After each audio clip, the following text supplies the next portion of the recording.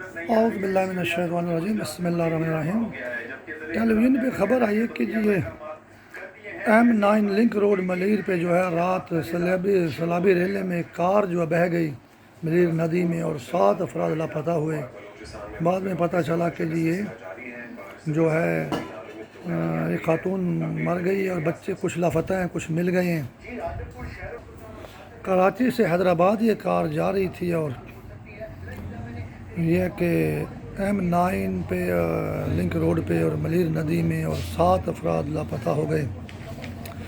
نظر نہ آنے والا شیطانی جال ہمارے عام عوام کے بندوں کو، بچوں کو، عورتوں کو، بوڑھوں کو، جوانوں کو، زندوں کو اس طرح مار رہا ہے۔ زندوں سے یاد آیا کہ یہ ہماری قبروں کے اندر بھی انڈر ورلڈ جال رکھتا ہے، شیطانی جال جو ہے، لیکن وہاں یہ مردود ہے، وہاں اس کی رسائی نہیں ہے۔ جب عوام کے عام آدمی شہید ہو رہے ہیں، بچے اور عورتیں، تو پھر یہ ہمارے VIP لوگوں کو بھی شہید کرتا ہے۔ تو یہ موٹر وے پہ بھی جو ایک خاتون تھی عابد علی اور شفقت علی نے اس کو جو ہے زیادتی کا نشانہ بنایا، وہ اور قسم کی زیادتی میں طغیانی میں ڈوب گئی اور یہ کسی اور طغیانی میں ڈبویا گیا اس کو۔ یہ واردات ایک ہی قسم کا شیطانی جال جو نظر نہیں آتا یہ کر رہا ہے۔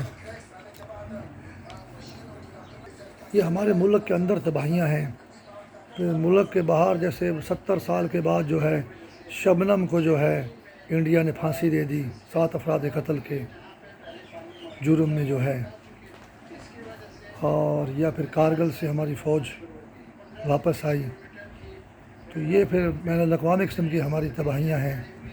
ہر اسلامی ملک کے ساتھ بھی عوامی طور پر اور سرکاری طور پر ایسے ہی ہو رہا ہے۔